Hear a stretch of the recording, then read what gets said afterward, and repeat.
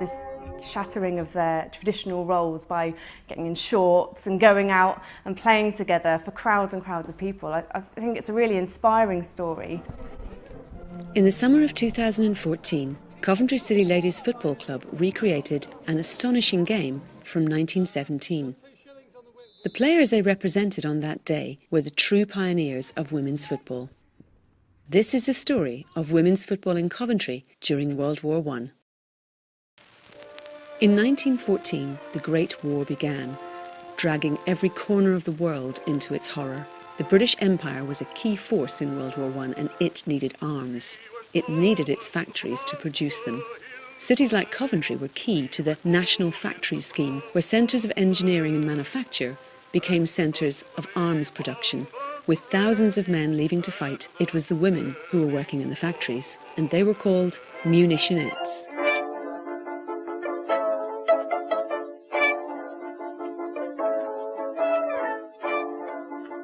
Well, women were already working in industry in large numbers before the First World War, but when the war broke out, it really increased the amount of opportunities that were open for women. And then as the war progressed, and particularly from 1915, women came into munitions work and manufacturing in large numbers.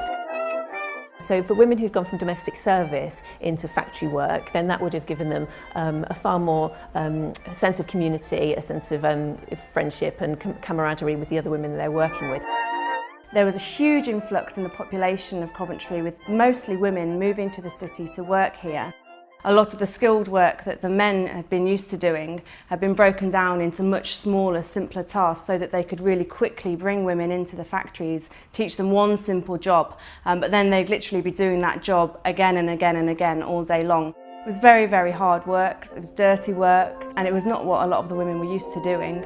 They were all in it together. I mean, outside of the actual physical work in the factories, a lot of the women were living together in accommodation that had been built especially for the workers, with the huge influx of workers coming into the cities. Women often didn't leave their family homes until they were married. They were their father's daughter and then they were their husband's wife. And to actually leave the family home and go and live in a place with many other women without their family or anyone really telling them what to do would have been very exciting, but I think very frightening as well. Although munitions workers were paid more than women would have been paid in other jobs, their pay wasn't really that high. I think a lot of the girls probably didn't really understand the dangers of the materials they were working with. We had in Coventry some of the key factories for output throughout the First World War, so it seemed like an obvious place for those football teams to spring up, and they started playing against one another. And then, of course, as they began to gain popularity, there were bigger games against factory teams from other cities as well. I think the football comes out of the fact that there is this concern about particularly young women working together in large numbers. Sports, particularly football, was one of the things that was developed as a way of keeping these girls, keeping them entertained, filling their leisure hours. To keep the workers occupied at the weekends, the big factories organised games and sports events. In 1917, a foreman at Rudge Whitworth called Thomas Ainsbury took this a step further. He formed the city's first munitionette team. Crowds flocked to watch their first game. It was such a success that soon other factories set up their own ladies' teams. Alongside Rudge Whitworth there was the Humber Ladies, Coventry Ordnance Ladies, Coventry Chain, Daimler and White & Pop's ladies' football clubs. Between 1917 and 18, the ladies' teams played many matches and tournaments across the city. And whilst we know of the teams, we know little about the players except for a few personal stories. Libra Lines is my great-aunt. She was born in 1900, born and lived in Coventry all of her life. Libra is photographed in a studio, so she's gone to a lot of trouble, really. She's standing in a particular pose, looking directly at the camera. Almost a little bit defiant, but certainly wanting to be stand there and be counted. In one of the factories that were making the munitions for the war, that's obviously a very dangerous occupation, and so I would think there'd be quite a huge release really to have the opportunity to take part in sport, and she's obviously loving taking part in this. I love unearthing stories and finding things out.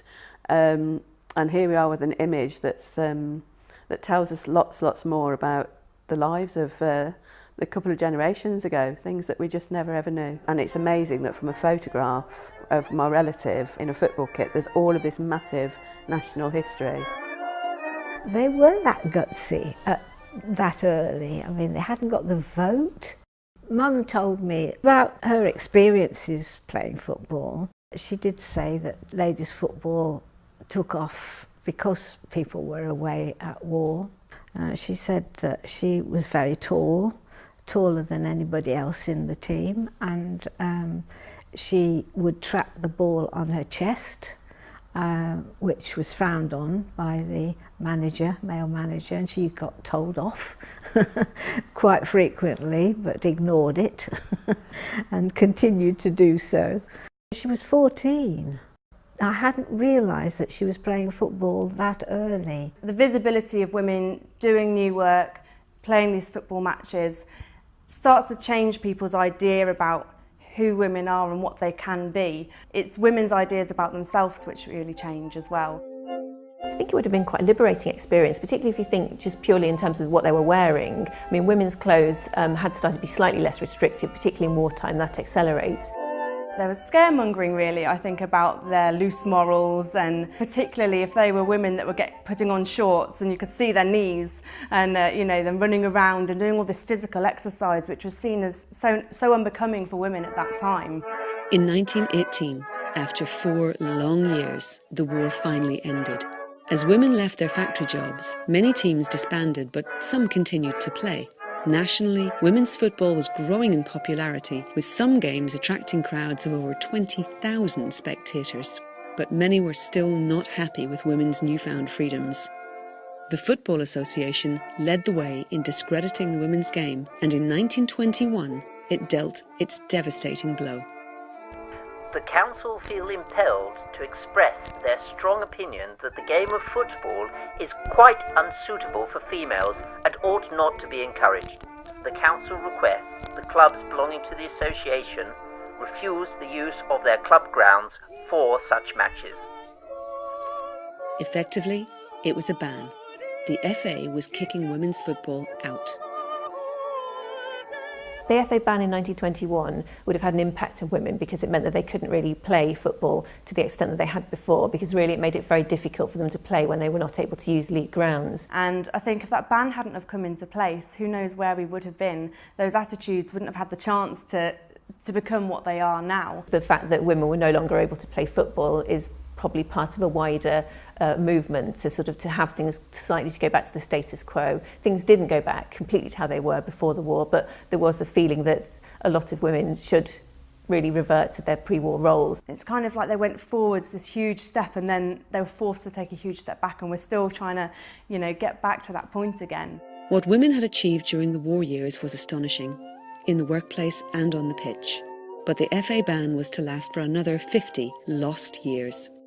Well, I think they're amazing women because firstly they were doing jobs which were very, very dangerous. But also when they were getting involved in football teams, they were putting themselves out in front of huge crowds. They were being daring in what they were wearing and what they were doing. They were really fracturing these expected roles that they should be fulfilling. It's easy to read about what women were doing to keep the country going, but to see the images and to get the whole sort of sense of the competitive sport is just fantastic. And in a sense, she's a pioneer, as they all were. They must have been gutsy ladies because, you know, they wouldn't stand for much nonsense. Presumably, that was, you know, something that really gave a lot of freedom to women. For girls today who are growing up, if they hear these stories about these amazing women during the First World War, it might really inspire them to show them the potential of what they can be and what they can do.